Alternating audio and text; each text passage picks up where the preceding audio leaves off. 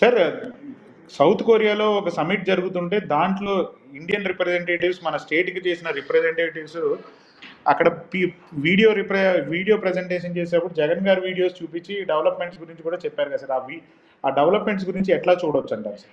అంటే ఒకటి ఒక దేశానికి కానీ లేదా ఇతర రాష్ట్రాలకు కానీ మన రాష్ట్రానికి కానీ ఎప్పుడు పోటీగా ఉంటాం లేదా ఎప్పుడు ఆదర్శంగా ఉంటాము అన్నప్పుడు మనం యొక్క బలం, మన పునాదులు, మనం నిర్మించుకున్న వ్యవస్థలే మనకు ఉంటాయి. ఈరోజు కూడా భారతదేశంలో ఆర్థిక వ్యవస్థ పటిష్టంగా ఉంది అంటే ఒక ముఖ్యమైన కారణం ప్రభుత్వ రంగంలో నవరత్నాలు లాంటి కంపెనీలు ఉండడం. బిహెచ్ఎల్ కావచ్చు, లాంటి స్టీల్ ప్లాంట్స్ కావచ్చు, అనేక అంశాలు, ఎల్ఐసి లాంటి బ్యాంకులు, జాతీయ ఇవన్నీ మూలాలు. ఎప్పుడో నెహ్రూ గారు, ఇందిరాగాంధీ గారి పీరియడ్లో వచ్చినాయి కాబట్టి ఈ రోజున ప్రభుత్వం దాన్ని అసెప్ట్గా చూడకుండా ఉండలేదు. అట్లే జగన్మోహన్ రెడ్డి గారి కాలంలో తీసుకున్న కొన్ని నిర్ణయాలు ఖచ్చితంగా ఇప్పుడు కూడా రాష్ట్రానికి ఒక మోడల్గా ఉంటాయి. దాంట్లో అత్యంత ముఖ్యమైనది ఇప్పుడు మీరు చెప్పినటువంటి దేశంలో జరుగుతున్న మీటింగ్, బహుశా కమిషనర్స్, ఇట్లా మున్సిపాలిటీలు, వీటికి సంబంధించి లోకల్ బాడీ రిప్రజెంటేటివ్స్ మీటింగ్ జరిగేట్టుగా ఉంది, ఇంటర్నేషనల్ కాన్ఫరెన్స్. ఆ కాన్ఫరెన్స్లో జగన్ గారి తీసుకొచ్చినటువంటి కొన్ని నిర్ణయాలు ప్రధానంగా ఏంటి? జగన్ గారిలో ఈ లోకల్ బాడీస్ అంటే మనకు గుర్తొచ్చేది గ్రామ పంచాయతీలు లేదా ఎంపీటీసీలు, జెడ్పీటీసీలు, ఈ వ్యవస్థ ఉంది. అయితే గ్రామం అనగానే యూనిట్గా తీసుకున్నప్పుడు గ్రామ సర్పంచి ఉండేటివి. అంటే జగన్ గారు తీసుకొచ్చిన ఒక పెద్ద మార్పు ఏంటంటే గ్రామాన్ని ఒక యూనిట్గా లేదా కొన్ని హ్యాబ్లెట్స్ని ఒక యూనిట్గా తీసుకొని గ్రామ సచివాలయ వ్యవస్థ తీసుకొచ్చారు. సచివాలయ వ్యవస్థ అంటే సెక్రటేరియట్, అంటే స్టేట్కి ఎట్ట సెక్రటేరియట్ ఉంటుందో గ్రామానికి సెక్రటేరియట్, జిల్లాకి జిల్లా కలెక్టరేట్ ఉంటాయి. ఈ పరిష్కార కేంద్రాలుగా ఉంటాయి. మనం ఎప్పుడు కూడా ఎంఆర్ఓ, ఇంకా మించితే కలెక్టరు, తర్వాత రాష్ట్ర కేంద్రం ఇటు ఉండేది.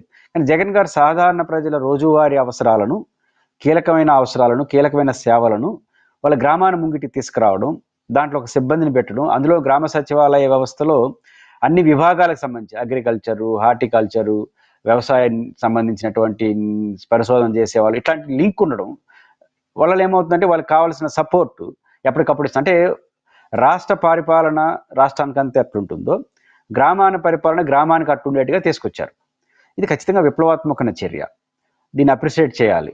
కాబట్టి ఇది ఎప్పుడు అసెట్గా ఉంటుంది. ఇప్పుడు కాబట్టి దాన్ని ఇంటర్నేషనల్ కాన్ఫరెన్స్లో మా రాష్ట్రానికి ఉన్న అసెట్స్ ఏంటి దాన్ని చూపిస్తారు. గత ప్రభుత్వం కాదని నిరాకరించలేరు, కానీ జగన్ గారు తీసుకొచ్చిన కొన్ని అంశాలు నిరాకరించడానికి వీలు కానివి.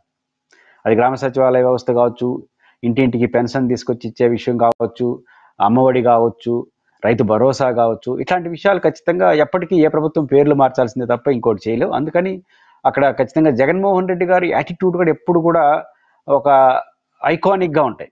దాంతో విభేదించచ్చు, సమర్థించవచ్చు. ఇప్పుడు ఆయన ఏదైనా బిల్డింగ్ కట్టాడు అనుకోండి, సొంత చాలా మంది జగన్మోహన్ రెడ్డి గారికి ప్యాలెస్లు అంటారు. ప్యాలెస్ అంటే అర్థం ఏంటి? ప్యాలెస్ అంటే ఒక మోడల్గా ఉండడం, ఒక మంచి సౌకర్యాలతో కూడుకున్న వ్యవస్థ.